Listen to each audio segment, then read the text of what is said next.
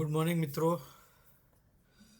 મને ખબર નથી આ કેટલી ગુડ મોર્નિંગ છે. ચાર્ટ જોઈને તો બહુ કંઈ ખાસ લાગી નથી રહ્યું.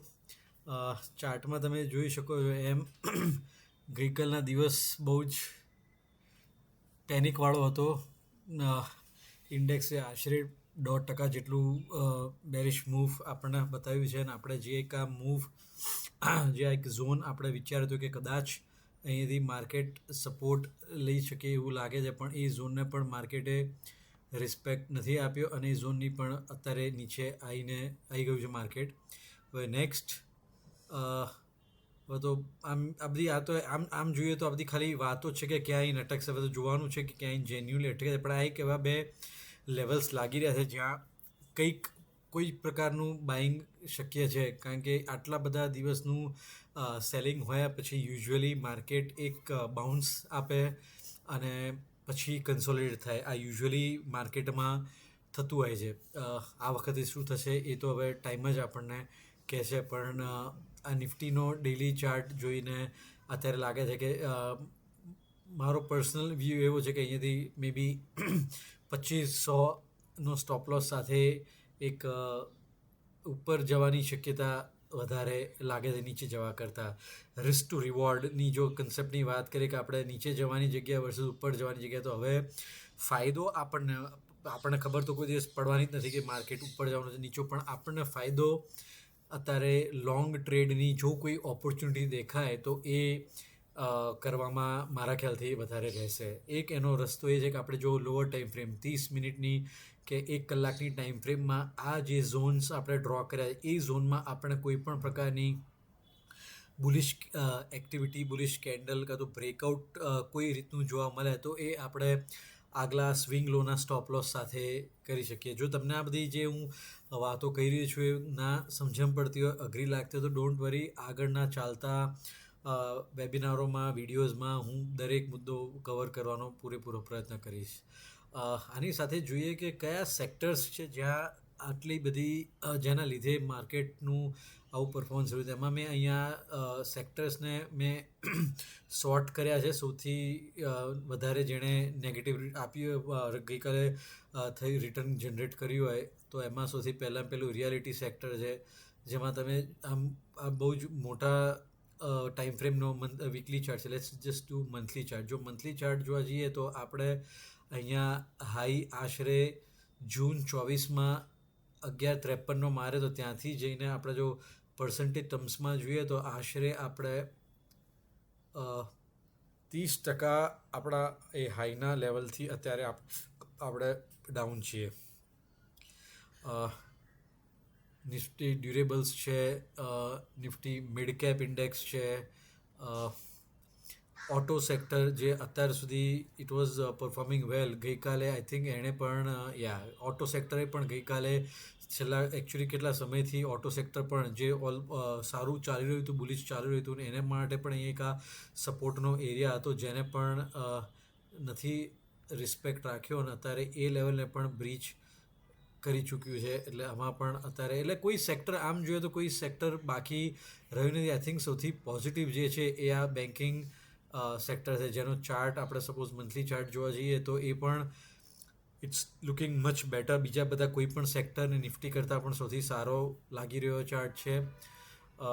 વીકલી ચાર્ટ પણ at least it is not bearish, it is not going down, નીચે નથી આવી રહ્યો. નો ડાઉટ આ એક ઝોન જો આપણે એક માર્ક કરવાનો પ્રયત્ન કરીએ તો એક અહીંયા ઉપરનું એક લેવલ છે અને એક આ નીચેનું લેવલ છે. એની અંદર જ છેલ્લા કેટલાય સમયથી કાઢી રહ્યો છે. એટલે બ્રેક ડાઉન કાં તો બ્રેક આઉટ. જો અહીંયાથી નિફ્ટી અને ઓવરઓલ માર્કેટ જે રીતે બેરિશ થયું છે, જો એક પ્રકારનો બાઉન્સ જોવા મળે તો એ બાઉન્સ બેંક નિફ્ટીમાં વધારે સારી રીતે જોવા મળે એની શક્યતા વધારે દેખાય છે. અને એમાં પણ આપણે જો કોઈ સ્પેસિફિક સ્ટોક્સ જોવા જઈએ તો બેંક નિફ્ટીના જે મોટા દિગ્ગજ સ્ટોકો છે એમાં જે એક HDFC બેંક રિઝલ્ટ આવ્યા પછી પણ બહુ કંઈ ખાસ કરી રહ્યું નથી. એક છે ICICI bank, same story, better than HDFC bank. અને SBIN આઈ થિંક અહીંયા આપણને કંઈક કદાચ જોવા મળી શકે. Yes, like I said PSU બેંકમાં જ મેઇન એક્શન છે ને એમાં જે આપણા બેંક નિફ્ટીનો જે મોટો one of the big players જે છે એ જે સ્ટેટ બેંક, એટલે આમાં આપણને કોઈ પ્રકારની કદાચ કોઈ બાય કરવાની તક મળી શકે લોઅર ટાઈમ ફ્રેમ ઉપર. જો તમે આપણે જોઈ શકો છો કે અહીંયા એક આઈ નો 30 મિનિટ છે એટલે બહુ કંઈ ખાસ કહેવાય નહીં, પણ એક આ લેવલ ઉપર કાલનું સેલિંગ એવું કંઈ ખાસ હતું નહીં, પણ અહીંયાથી કદાચ અટક્યું છે. એટલે આમાં ક્યાંક કદાચ કોઈ જ એક્શન જોવા મળી શકાય. હવે આપણે આવીએ છીએ બધાનો જ સૌથી ફેવરેટ ક્વેશ્ચન ઉપર, સિલ્વરમાં શું લાગે છે અને સિલ્વરમાં શું કરવું જોઈએ. મેં 2 દિવસ પહેલાં જ મારા ટ્વીટ ઉપર પણ મોકલ્યું હતું, મારા વોટ્સએપ સ્ટેટસમાં પણ મોકલ્યું હતું કે આ સિલ્વરનો એક મંથલી ચાર્ટ છે. તમે આમ ચાર્ટની કેન્ડલ્સને જોશો તો તમને રિયલાઇઝ થશે કે કોઈ પણ જગ્યાએ જ્યારે પણ તમને આવી વીક એક કેન્ડલની ઉપર એક આવી લાઈન જોવા મળે, એનો મતલબ એવો હોય છે કે ત્યાં પ્રાઇસ ત્યાંથી નીચે આવી છે કારણ કે ત્યાંથી સપ્લાય આવ્યો છે. તો આ જે ચાર્ટ ઓવરઓલ જે આખો રિમેમ્બર આ એક મંથલી ચાર્ટ છે. આ આખા ચાર્ટમાં તમને જે કેન્ડલની બોડી જે છે એ મોટી દેખાઈ રહી છે. ધેટ શોઝ કે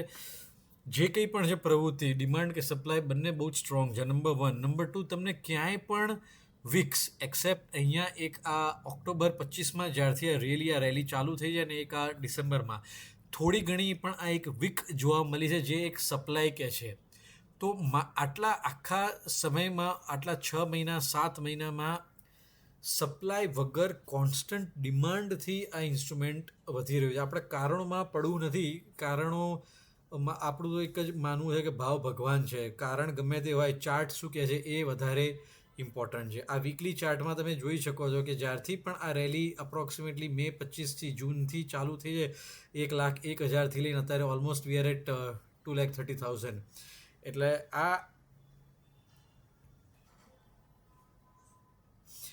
આખા અપમૂવમાં એક પણ જગ્યાએ તમને ક્યાંય મોટી રેડ કેન્ડલ કે કેન્ડલ વિથ બિગ વિક્સ, આ જેમાં વિક ઉપરની કેન્ડલની ઉપરનો જે પાર્ટ છે ને વિક કહેવાય, એ તમે બહુ જ ઓછા કાં તો નહીં બરાબર જોઈ શકો. એનાથી ખબર પડે કે કોઈ જ પ્રકારનો સપ્લાય, એટલે demand is overtaking supply at all juncture. અને હવે અહીંયા ડેલીની વાત કરીએ તો તમે નોન સ્ટોપ મે બી આ એક એવા એરિયાઝ હતા, આ એક એરિયા હતો, આ એવો એરિયા હતો, આ હતો અને છેલ્લે એક આ હતો, જ્યારે પ્રાઇઝે તમને એક પ્રકારનું એક આ નાનું અમથું એક આ કન્સોલિડેશન આપ્યું હતું, એક આ અહીંયા નાનું અમથું કન્સોલિડેશન આપ્યું હતું, અહીંયા એક કન્સોલિડેશન સો કોલ્ડ આપ્યું હતું, અહીંયા એક નાનું કન્સોલિડેશન આપ્યું હતું. આ બધા એવા લેવલો હતા જ્યાંના બ્રેકઆઉટ ઉપર એક ઓપોર્ચ્યુનિટી બનતી હતી. પણ મારી અંગત સલાહ કે મારું અંગત એ માનવું છે કે આ ઇન્સ્ટ્રુમેન્ટમાં અત્યારે ન બાઇંગ કાં તો ન સેલિંગ કરવું જોઈએ. ફ્રેશની વાત કરું છું. જો તમારી જોડે હોય તો you should definitely continue holding. જો તમારી જોડે ના હોય તો અત્યારે નવું ફ્રેશ બાઇંગ કે સેલિંગ કરવાનો કંઈ જ મતલબ બનતો નથી. અને જો તમારા પોર્ટફોલિયોમાં ગોલ્ડ કે સિલ્વર ના હોય, ફ્રેશ કે કોઈ પણ પ્રકારનું ના હોય, તો I would any day advise, મારી તમને ભલામણ રહેશે કે જો બાઇંગ કરવું જ હોય અને પોર્ટફોલિયોનો હિસ્સો ના હોય તો જે કંઈ પણ પોર્ટફોલિયોના અમુક ટકા, 5%, 10%, તમારા ફાઇનાન્શિયલ એડવાઇઝરને પૂછીને સલાહ લઈને જ આ ડિસિઝન લેવું જોઈએ. પણ gold is much better instrument compare to silver. Not chart wise but just in general sense મારી એડવાઇસ એવી રહેશે કે જો તમારા પોર્ટફોલિયોનો હિસ્સો ના હોય હજુ સુધી બંનેમાંથી એક પણ પ્રેશિયસ મેટલ, તો gold is a better instrument compare to silver. તો આ છે આજનું update. Coming back to Nifty, આપણે બજેટથી પણ 10 દિવસ જ દૂર છીએ. તો લેટ્સ સી. માર્કેટમાં ઓલરેડી એને વન મોર ડેટા પોઈન્ટ, એક બીજો ડેટા પોઈન્ટ મારે બતાવવો છે, એ છે ઇન્ડિયા વિક્સનો. જે બેઝિકલી આ એક આપણે બહુ કોમ્પ્લિકેટેડ ના કરીએ આ વસ્તુને. તો જ્યારે પણ ઇન્ડિયા વિક્સનો ચાર્ટ ઉપર જતો હોય ત્યારે એવું સમજવું કે માર્કેટમાં કઈક રીતનો ભય છે, કઈક રીતનું ફિયર છે. અને જ્યારે પણ આ નીચે આવતો હોય ત્યારે માર્કેટમાં સ્ટેબિલિટી છે. ભયનો મતલબ એવું નથી કે કશુંક થવાનું છે, અનએક્સપેક્ટેડ ઇવેન્ટ. અને અત્યારે આપણા અનએક્સપેક્ટેડ ઇવેન્ટ જે આવી રહ્યો છે એ છે આપણા બજેટ. એટલે બજેટ સુધી આ પ્રકારની વોલેટિલિટી રહી શકશે.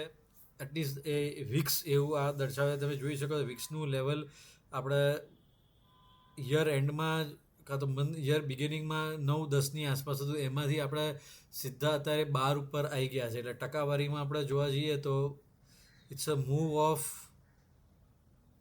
40%. એટલે આ બહુ મોટું મૂવ કહેવાય અને આના જ લીધે આપણે અત્યારે જે કંઈ પણ ઓપ્શન્સની પ્રાઇઝિંગમાં અને ઓપ્શન્સમાં જે વધઘટ જોઈ રહ્યા છે આના જ લીધે જોઈ રહ્યા છે. એટલે જ્યાં સુધી આ વિક્સ અહીંયાથી નીચે આવવાનું ચાલુ નહીં કરે ત્યાં સુધી વોલેટિલિટી ઘટવાની શક્યતા ઓછી છે. અને પણ મને નથી લાગતું બજેટ સુધી નીચે પણ આવે, પણ આપણું મેઇન અત્યારે કેટલિસ્ટ આ વિક્સ છે, બજેટ છે. અને Vicks will tail us what is likely to happen. એટલે જોઈએ આજે આપણને કોઈ પ્રકારનો બાઉન્સ મળે છે કે નહીં. તમારા કોઈ પણ પ્રશ્નો, ક્વેશ્ચન, ક્વેરી કશું જ હોય તો પ્લીઝ કમેન્ટ સેક્શનમાં લખજો and I will try to answer them. Thank you.